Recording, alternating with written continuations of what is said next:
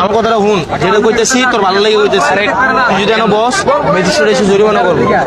ভাইয়ের কথা শুন, এই 3 দিনের মধ্যে এখান থেকে চলে যেতে হবে। হ্যাঁ, শুনে দিয়ে এদিকে আমার কথাটা শুন, যেটা কইতেছি তোর ভালো লাগে কইতেছি।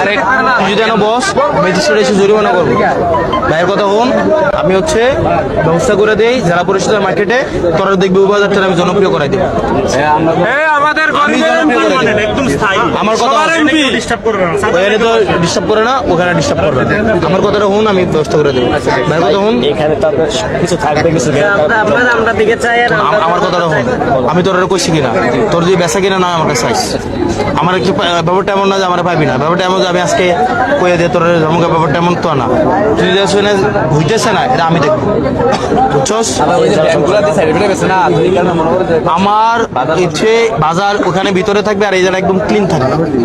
আমার কথা বুঝছস? যারা ওই জেলা পরিষদে চলে যেতে হবে। আমার কথাটা বুঝছস কিনা? এটা আমি আমার একটু হেল্প করতে হবে। তোরা যদি হেল্প না করো আমি কই যাবো?